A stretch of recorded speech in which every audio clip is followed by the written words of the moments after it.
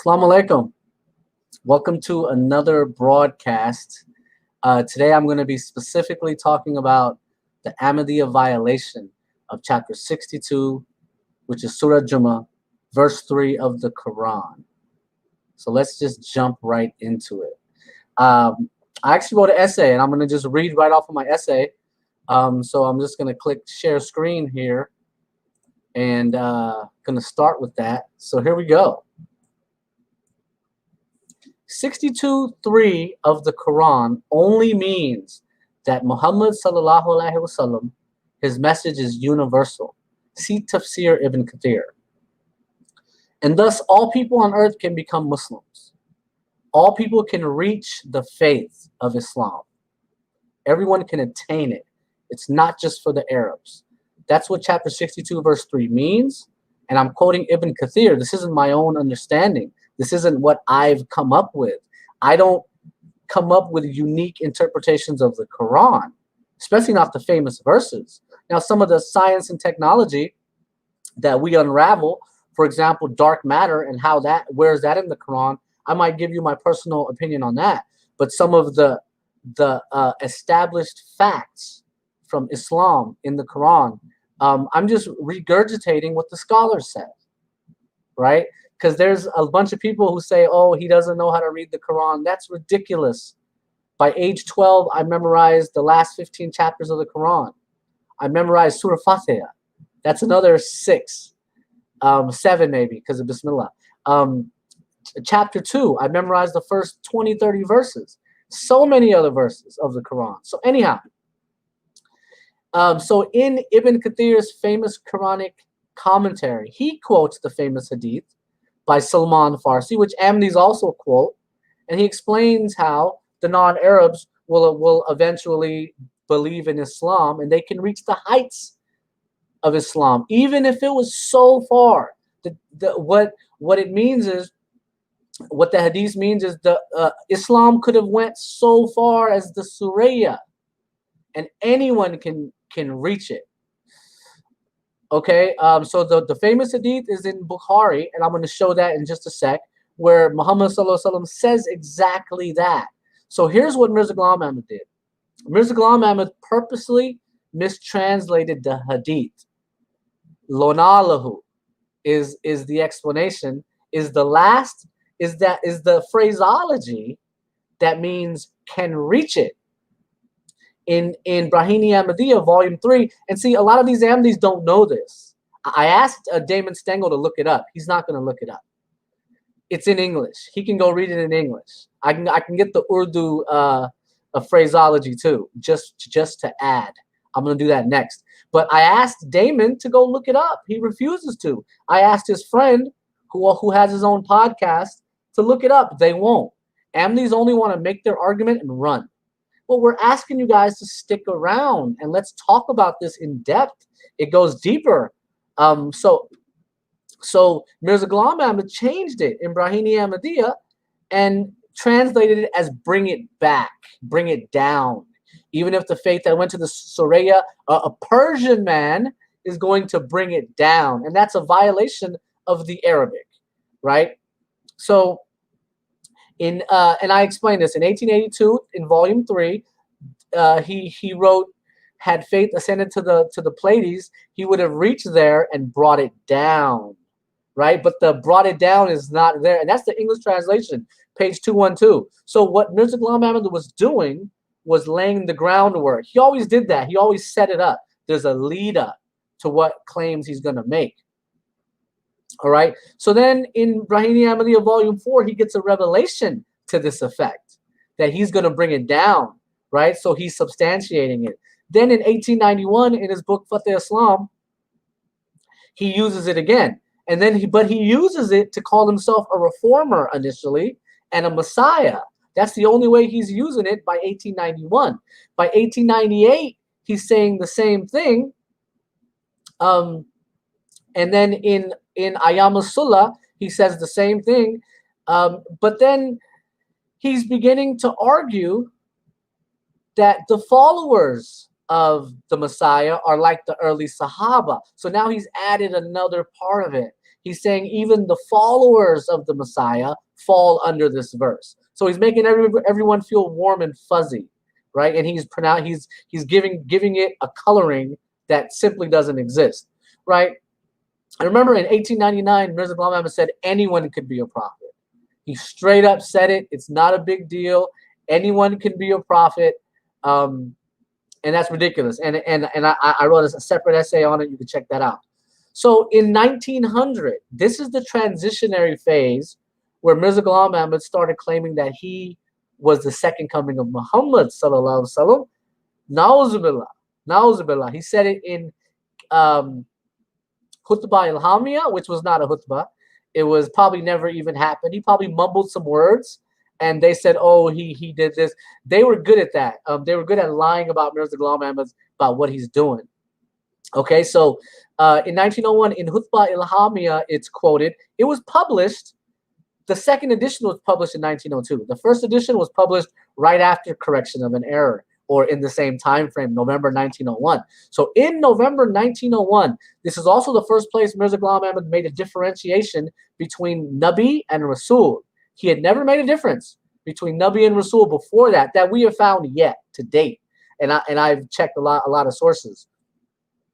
So he's quoting 62 verse 3 emphatically and declaring himself to be the second coming of Muhammad sallallahu alaihi wasallam. Nauzubillah. So this is where he's doing it post the announcement. He calls himself the Zil and the Baruz, the reflection, a perfect reflection of Muhammad sallallahu alaihi wasallam. Nauzubillah. Okay, and then he says he has the audacity to say that he was claiming this 20 years ago. He says that in the Brahim, his God named him Muhammad sallallahu alaihi wasallam. Nauzubillah. And he was claiming to be a prophet and a messenger for 20 years. In this book, he's saying that his claim hasn't changed. He's always claimed this type of prophethood. He just didn't understand it properly. And in this announcement, he's still not being thorough. His son later on explained it. So anyhow, he wrote it again in Tofa Gularvia. He said the same thing.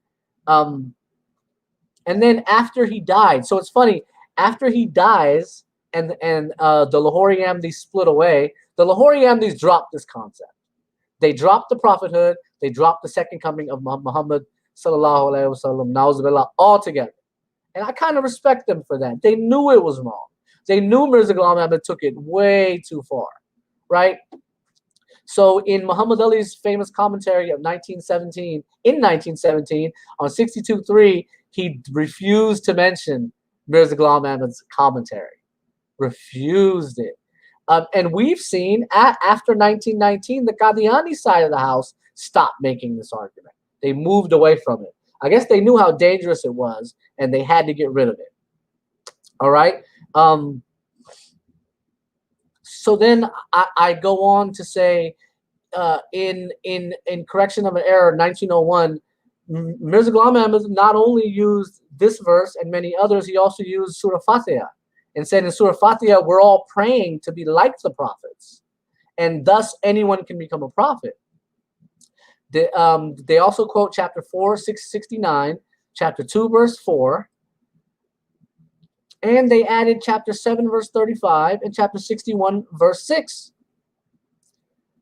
So, right? So what they don't realize is Mirza Ghulam Ahmad had quoted chapter 4, verse 64, and said a prophet could never be a follower.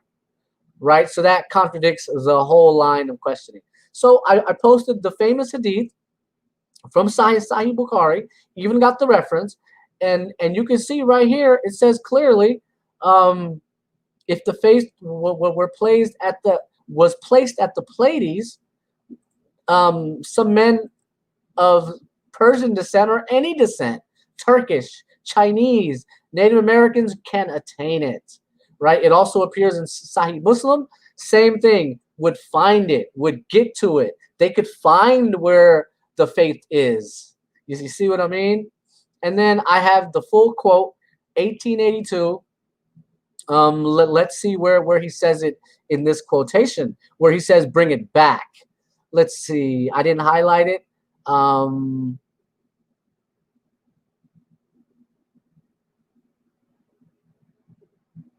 he would have reached there and brought it down. There's no brought it down in the hadith. Mirza Ghulam Ahmad added to the hadith and didn't say anything. Then in 1884, here's his a revelation, and here it says would have found it. So he's waffling. Does it say found it and brought it and bring it down, or is it just found it? So it's funny that Ahmadi was on the Kashif Shahzada show, I think, on his YouTube channel, and he said he could attain it. He quoted the hadith and said anyone could attain it. He doesn't know because he didn't do the homework. This guy and all Ahmadis, they lack the ability to do homework. So Mirza Ghulam Ahmad didn't say can attain it. He said bring it back, and he claimed to be the second coming of Muhammad in the same vein later on. So I also have the quote from 1900, A Victory of Islam, from 1891. I got the quote from Izala Aham from 1892. It was quoted again. Let's see if I can find. He would bring it back. See? That's 1892, Nishan Usmani. He quoted it again in Hamamatul Bushra. You just got to search Tazkira. Here's the keyword. 1893. He says it again. Let's see if I can find it. And I have to turn this into italics. But it's definitely in here. I don't have my glasses on, so I can't exactly find it. Excuse me. It's also in Tofai Baghdad, in Kitab al-Bariya.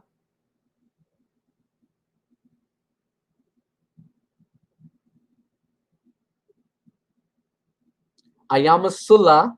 So I posted all the quotes. In Anjami Atam, he said the same thing. And then in Arba'in, he said the same thing. Khutbah al-Hamiyah. As you know, correction of an error. And then Tofa Gularvia, he says the same thing. He would have brought it down. It would be brought down by a man from the Persians. Nuzhat Hanif quotes Tofa Gularvia. Malfuzat, Chashma Masihi, he says it again. Hakikatul Wahi, it appears 4 times. Brahini Ahmadiyya, Volume 5. The Al-Fazl of 1915 claims that there's no difference between Mirza Ghulam Ahmad and Muhammad sallallahu alaihi wasallam. Na'uzubillah. And then in 1916, the sons of Mirza Ghulam Ahmad were saying the same thing. And then in 1988, here's Malik Ghulam Farid's explanation. He says the same thing. It means that he would be the second coming of Muhammad. So, ladies and gentlemen, there you have it. That's my essay on the topic. And enjoy the rest of your day. And if any Ahmadis want to talk to me, want to reach out to me, you know, I'm available. You can talk to me, but you're going to have to do some homework. The homework might hurt you. Remember, Ahmadis are terrible at homework. They believe what their mullahs tell them, and that's it. So with that being said, Assalamu alaikum.